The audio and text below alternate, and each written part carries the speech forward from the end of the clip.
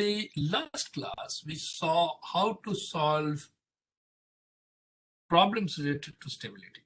Okay, solve a few problems related to stability. They may come in your 2 marks question. And we saw that, if you have a structure which is something like that,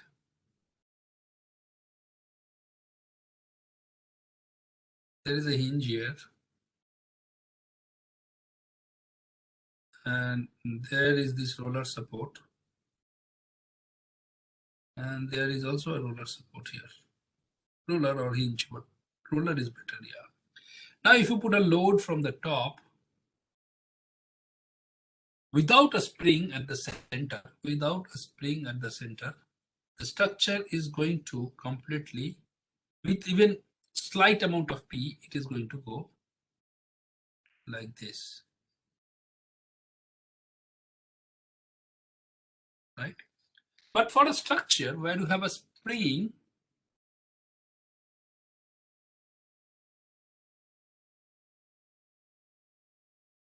with a spring constant Bt, right? Spring constant.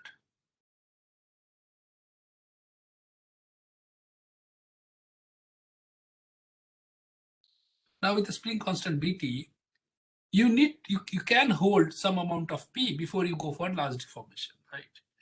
It will not immediately, with a slight application of P force, it will not immediately go for large deformation. And we found that Bt provides a P critical, right?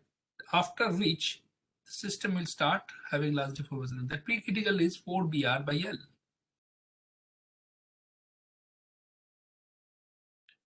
Here to here is L by 2. Okay, so we found P critical, and we saw that we can draw a diagram where I have theta on the x-axis. Theta is rotation here. This might be theta, or this can be theta. Anything, it's okay, because same kind of diagram you will get. Here, here they have considered this one as theta, so that's theta, not this one. Okay. So if you plot theta with respect to P, till a point PCR, if you apply a slight force, we'll have theta equal to 0. If you apply a slight force, it will go on like this, as long as it is given by 4 beta r by L. At that point, the structure will become unstable and it will have a deformation either on this side or on this direction. This point is called bifurcation point. Bifurcation because at this point, the solution can be either this one or this one. I don't know which one is the solution, but I have 2 solutions there. Therefore, it's called bifurcation point because it's bifurcating. Before that, the solution was only 1. After this point, it is dividing the solution into 2 parts. One is this root, another one is this root. So which one? I don't know. That depends on a lot of things.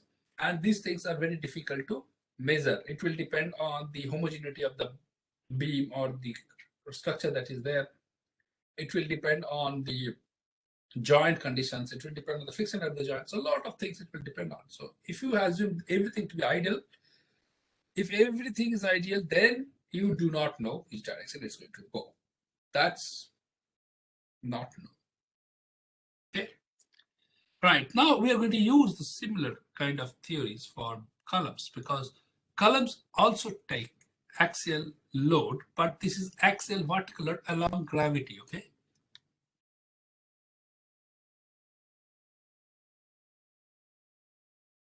Take load along the axis, but compressive. Okay, they take only compressive load, and therefore it leads to something called buckling. The compressive load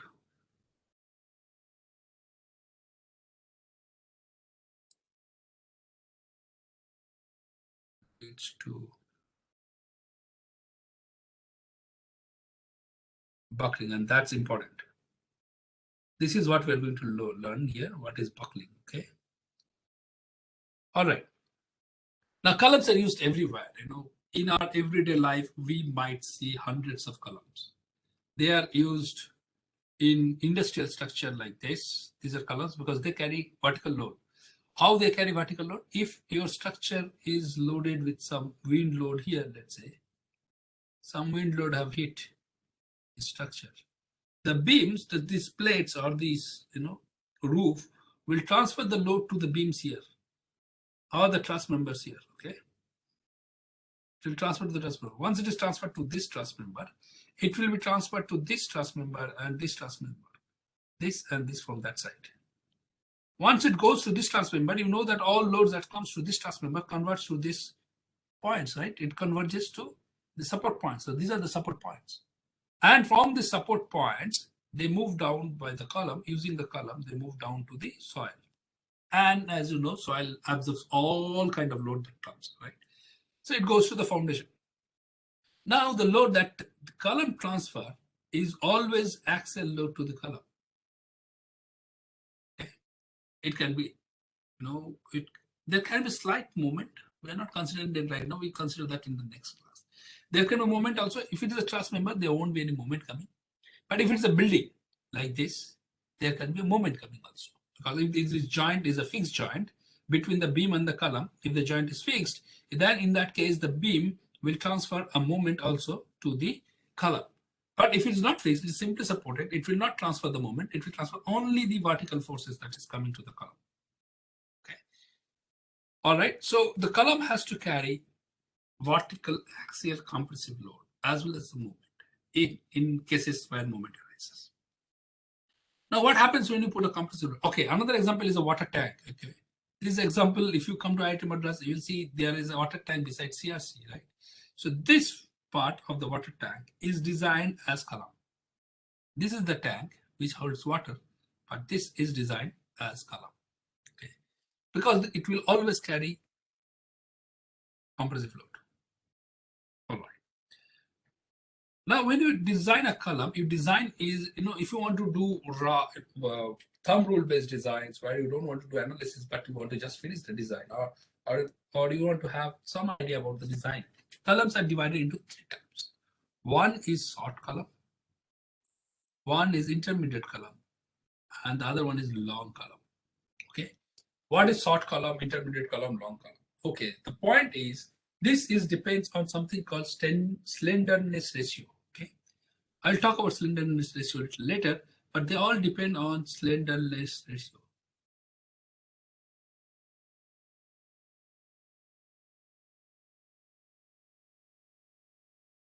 It is a ratio of the dimension, the largest dimension, that is the length, with the width. Okay.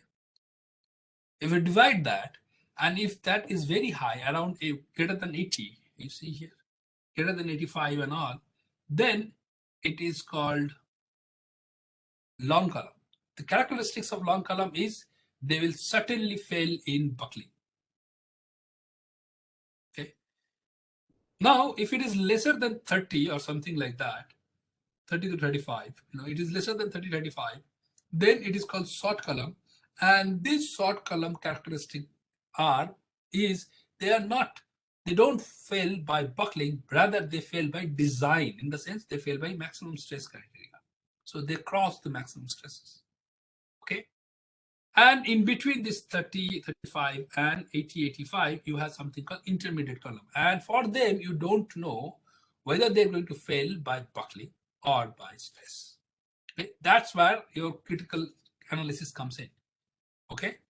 You have to look into then design whether, you have to look into the maximum stress that is coming to the column and see whether it crosses the allowable stresses or not. And also you have to look, the load that you're given is not the critical load that the beam can carry. It's lesser than the critical load. Okay. So this is called slenderness ratio. Its definition is given here. It is L by R, where R is I by A, where I is the second moment of area, and A is the area of the cross section. Okay. Right. Now let's look at column and get a formula to solve the problem. And we will see this solution, though easy, leads to a very complicated structure. Okay. All right. This is a column. Let's take a simple column case. So here is a simple boundary condition in the top, and there is a simple boundary condition at the bottom. Okay. So when you push it with a load P, this guy will deform, but it will create a non-zero slope here, and it will also create a non-zero slope here. Okay. The slopes at these 2 points are not zero. Rather, the moments at these 2 points are zero. Okay, because these are simple hinges, right? Moments are going to be zero.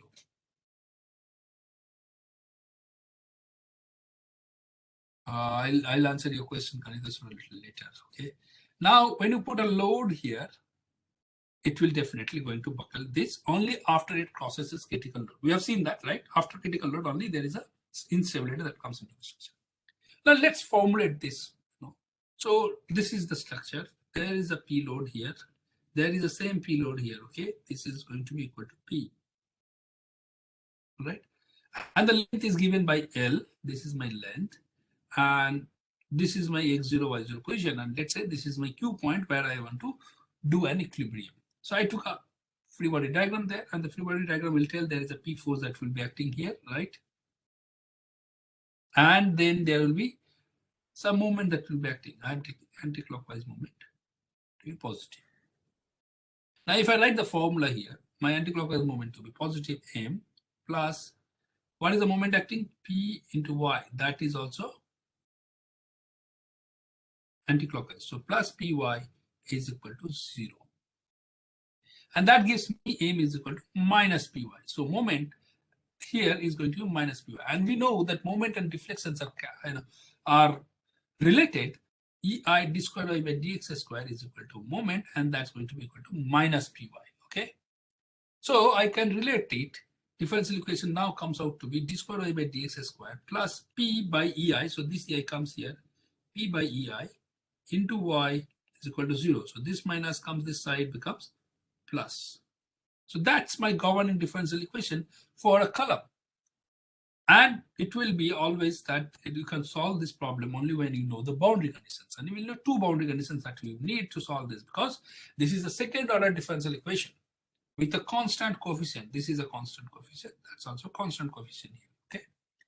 Now we all know how to solve this problem, right? But as you can understand, that boundary condition is going to play a huge role here. If your boundary condition changes, the solution will change. For this case, we have simple boundary condition. So we know that deformation is going to be 0 both here and at A and at B, both the points, right? So let's solve it. So since it is a second order differential equation, it will have 2 solutions. One can be sine, the other can be cos, right? And therefore a general solution will be summation of sine and cos.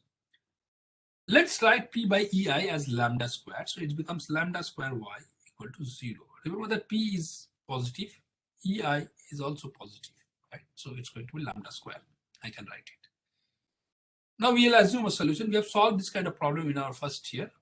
We can assume a harmonic solution A sin lambda x plus B cos lambda x. Lambda is known. I don't know A and B, right? I have to solve this A and B by the boundary conditions that I have. And obviously, this is going to satisfy the equation here. So we have y equal to 0 at x equal to 0 is the boundary condition. That gives me this one will be 1, this one will be 0, and therefore b into 1 equal to 0 because y is 0. So your b becomes equal to 0. That's one. The next one, I don't know, I'll come to that. So my solution comes out to be y equal to A sine lambda x.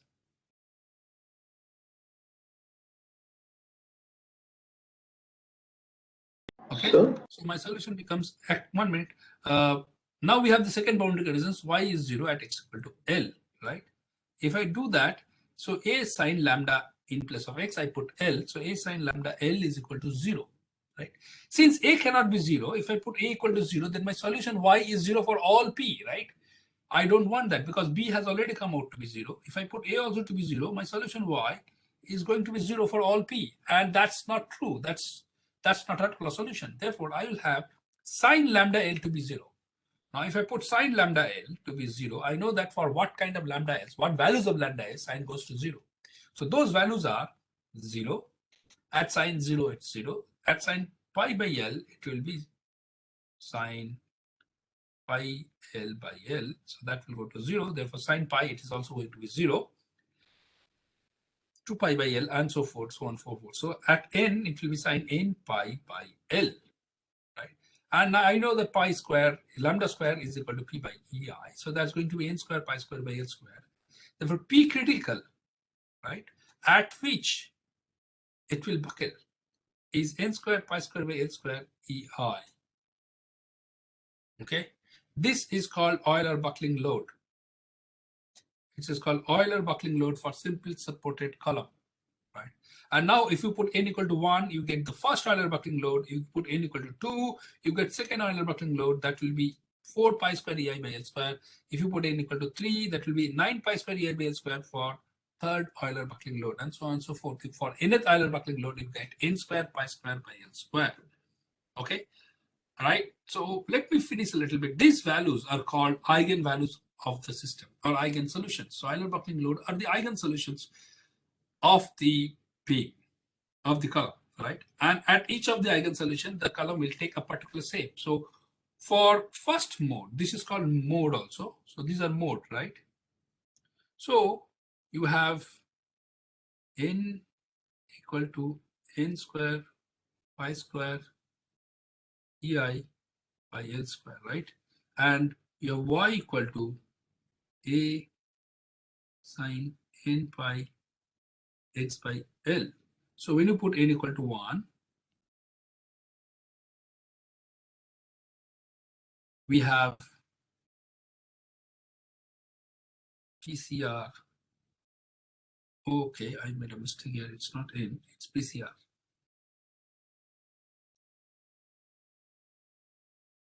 PCR equal to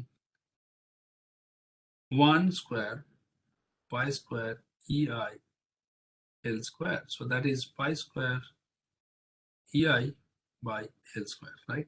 And y, first mode, let's say, is equal to a sine pi x by L. And how does this going to look like? It's going to look like at x equal to 0, it is 0. At x equal to L, again it will be 0 because it will be sine pi, it will be 0. For any other value, it will cover like this. It's a half sine curve that you get. And at the center, you will get the maximum value, right?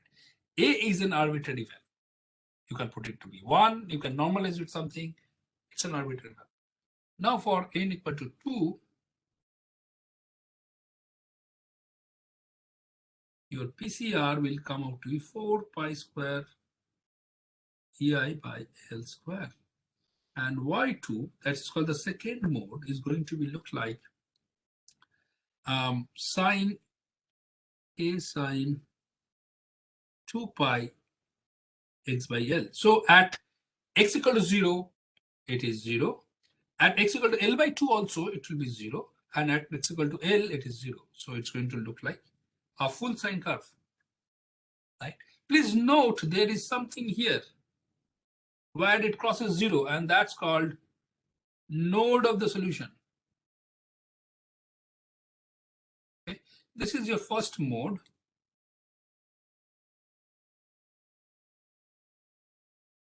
First eigenmode or first mode, anything you can do, tell. And this is your second eigenmode. So you can see that at first eigenmode, you don't have any node. But at second eigenmode, you have only one node. So similarly, if you go to third eigenmode, you will have two nodes. So for nth eigenmode, you will have n minus 1 node. Okay, that I'm writing here. It might be a objective question. For nth eigenmode, we will have n minus 1 nodal points.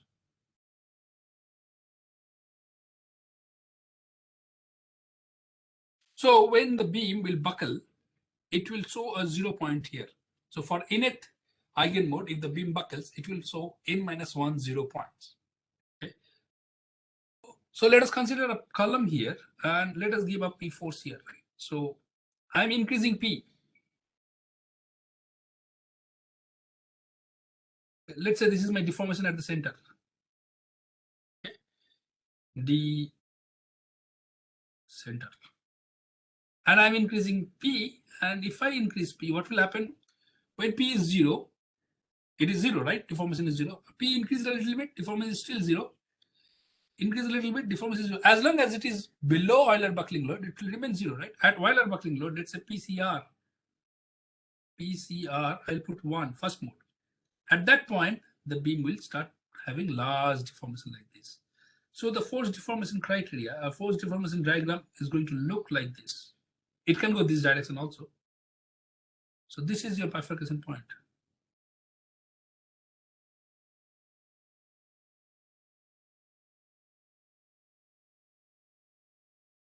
Okay. Therefore, it will never reach a second buckling load. Before you go even to PCR2, it will fail. You cannot go to PCR2.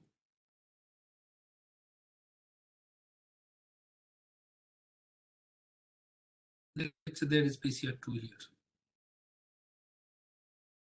PCR2 is supposed to be 4 times PCR1 for a simple supported case.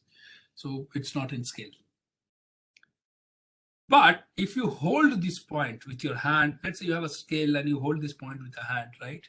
Or you put some stoppers here, okay? Something like that. In those cases, only it will directly go to your PCR2.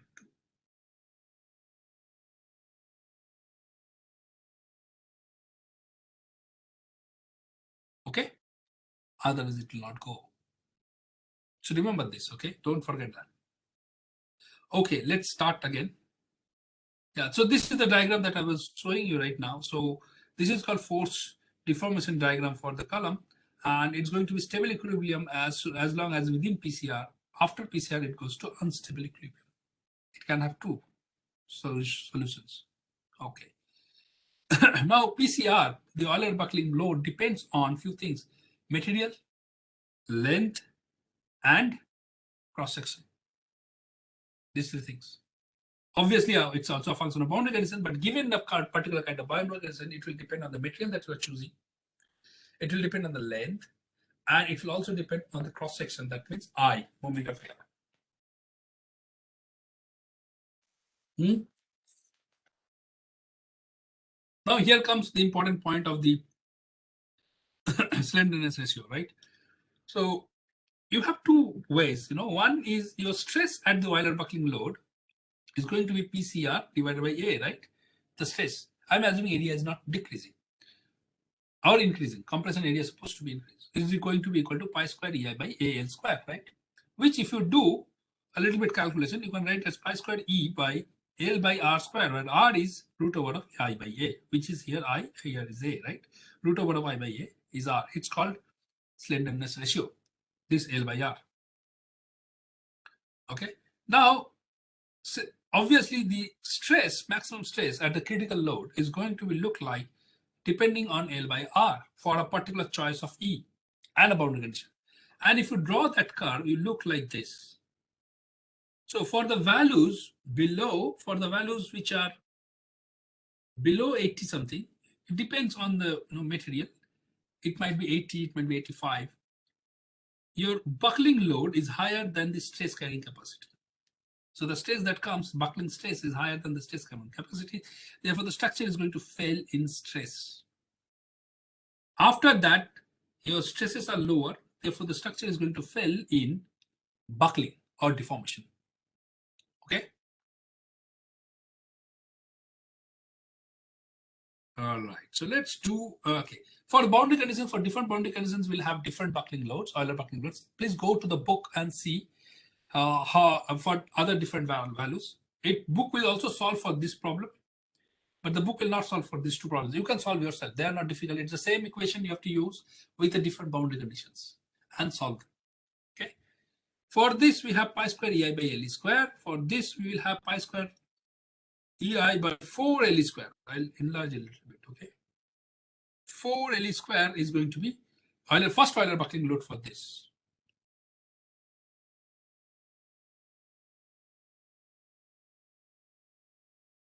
For a fixed beam, both side fixed column, it's going to be pi square EI by 4 pi square EI by L square. So here the 4 was in the bottom, here 4 is in the top, or on the numerator. For a propped kind of thing, it will be 2.046. So you have to remember these values, remember these coefficient values. Now, to remember it better, what is used is called effective length. Remember, effective length is very important to remember. LE is called effective length. So that you need only one formula. Okay. The effective length is going to be L in case of this simple supported case. It will be 2L for case of cantilever. It will be 0.5 L for case of fixed, and it will be 0.7 L in case of prop cantilever. What is this K, the factor that you multiply with? There is a 2 here, there is a 0.5 here, there is a 0.7 here. That the location of its zero bending moment positions. Okay. So if you have a cantilever beam like this, so what are the zero bending moment position here? These two, right? So the distance between zero bending moment positions is L. So your K is equal to 1 here. In case of cantilever beam, your zero bending moment is at this fixed point, right? Free end. So you assume there is a fixed cantilever on the other side also, and there is another 0 point at the other free end, right? And therefore, your K is going to be 2L divided by L. So it's going to be 2. So the effective length is 2L. Similarly, for case of a fixed beam, your zero moment comes somewhere here in between, right? Because its bending moment diagram is going to look like how? Its bending moment diagram is going to look like for a fixed beam, right? How can we do that? We can definitely solve this problem using two conditions. One is the beam is a simply supported beam, right? Plus, let's say plus here, this side, beam with moments, okay? Because the fixed support will can give moment, right? To make the slope 0, there will be moment has to come here. Now, if you draw bending moment diagram going to look like for this structure is going to look like this. Sorry, it should be center symmetric. For this structure, bending moment diagram going to look like this, right?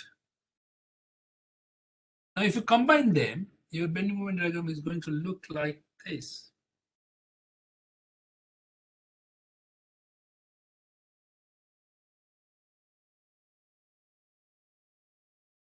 So this is going to be your bending moment diagram for the fixed beam. And these are going to be negative.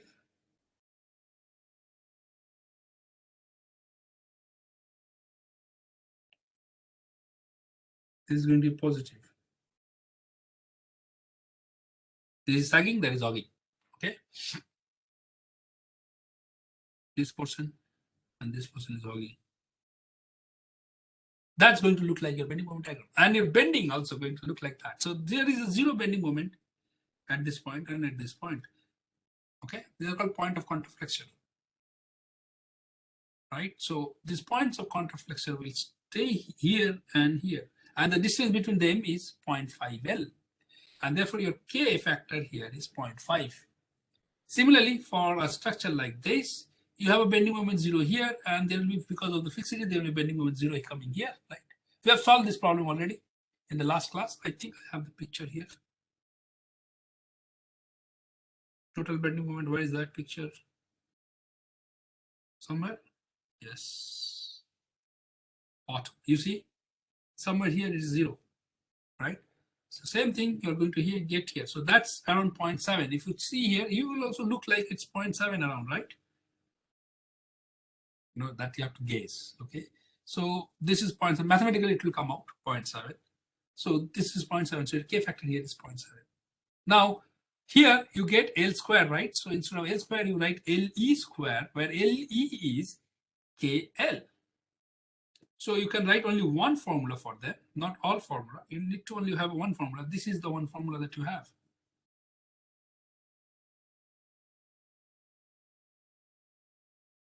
Right? This is the one formula that we will use, where LE square, where LE is equal to KL, LE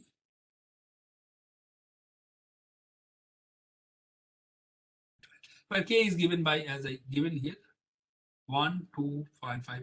These are the things generally you'll use. So you can remember them. You can solve and see also whether these values are correct or not. And for other structures, you have to solve. Mode shapes, I've already discussed the first mode, second mode, and third mode. For a cantilever beam, the first mode is going to look like this. With a zero node, there is no node, so it's not going to cross, right? For the second mode, it's going to look like this. You see, there is a crossing here. Change of slope. For a third mode, there are two crossings. Okay. All right. So that's how you can solve eigenmodes. Let's not do a problem today. We will do a problem tomorrow.